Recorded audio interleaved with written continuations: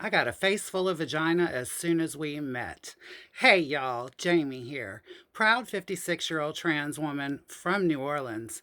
So, where last I left off, it was bad, y'all. I was at a plastic surgeon's office. Yes, I had gone to take my stitches out of my brand new breast implants that I had gotten in Guadalajara, Mexico. I had gotten them 13 days prior to this, and I was told by the surgeon to wait 13 days before removing the stitches. Okay? That was very bad advice, as it turned out, because when the stitches started to come out, there was bleeding and pus, and I panicked. And I immediately called a plastic surgeon, okay? A plastic surgeon that was in Kenner, Louisiana, okay? And he was at the Kenner Regional Medical Center there. And so, yes, I called their office. He could agree, he agreed to meet me that same day. And y'all, I went in there and I was terrified. Like, I was terrified. And he tried to put my mind at ease. He did try to kind of like chastised me a little bit about the size of breast implants I got in Mexico. He thought that that surgeon had given me a ridiculous size, in his opinion. Anyway, that was besides the point.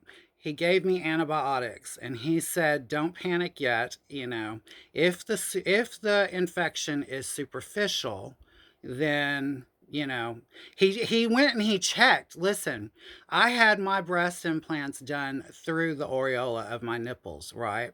And so I he went to clean around where the stitches had been, where the little pinholes, from the stitches were, and that's where the pus and the blood was coming out of.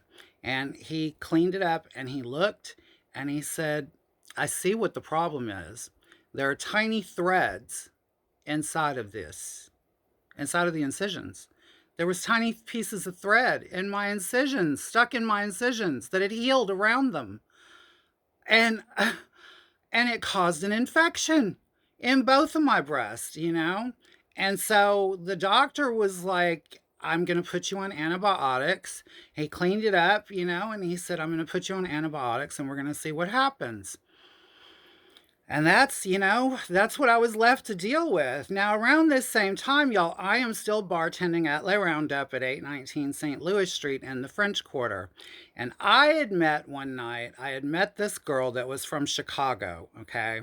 And she was, I guess, like late 30s kind of doll from Chicago. And I don't remember her name now. God, I wish I could remember her name. But anyway, she had silicone, like she had obviously had like a considerable amount of silicone work done. And I was in the market to get more lower body work done. I wanted the hookup, right? I was not going to my good friend India Sherry's house anymore to get silicone over there. So that was out of the question now. So what did I do? Yes, I started talking to this girl about who does her work. The girl said, "Well, I could pass her your number and maybe y'all could introduce yourselves to each other, kind of thing." And we did. We did. And so the girl's name was Brittany, the silicone girl. Her name was Brittany. And she was from up north, up and around New York. And she called me and we started talking on the phone and we cut up. She has a great sense of humor.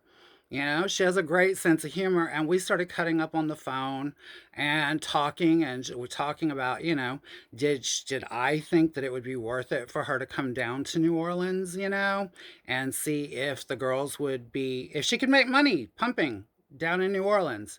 And I was like, yes, this city is starving for a good artist. Like, that's what silicone artists. Anyway, that I said, this the city's starving for a good one. Honestly, they were. So, and, you know, listen, nowadays, obviously, I know a lot more about silicone nowadays than I did back then.